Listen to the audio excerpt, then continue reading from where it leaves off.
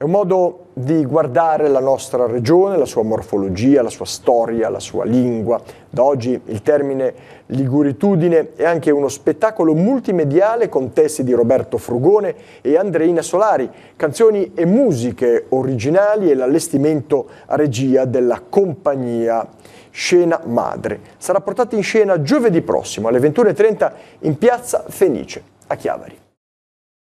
Abbiamo lavorato per parecchio tempo alla realizzazione di questo progetto che di fatto è un reading multimediale che comprende al suo interno diverse forme d'arte che coabitano e interagiscono fra di esse durante questo spettacolo interamente in lingua genovese, ovvero canzoni, recitazione, scenografie, coreografie e video originali che fanno da scenografia allo spettacolo. Quanti ragazzi hanno partecipato?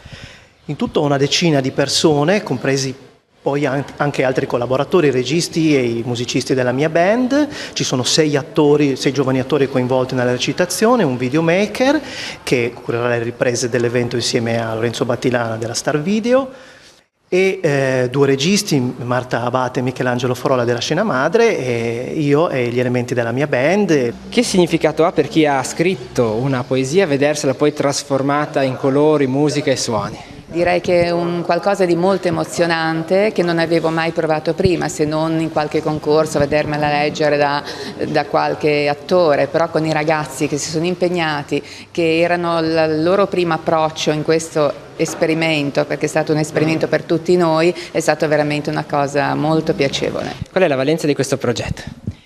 La valenza di questo progetto, come altri che sono stati fatti durante questa estate, è quella di valorizzare il genio dei nostri giovani, le attitudini, le capacità artistiche. E io ripeto, sono rimasta molto colpita quando ho letto le poesie che sono state quelle che hanno fatto arrivare terzi i nostri ragazzi al bando del progetto, perché sono poesie che certamente non sono state inventate per partecipare al bando, sono poesie che esistevano già. È un sentimento di appartenenza al proprio territorio, di appartenenza alla Liguria, di appartenenza al Tigullio, di appartenenza alla nostra terra, al nostro mare, che secondo me è importantissimo da valorizzare.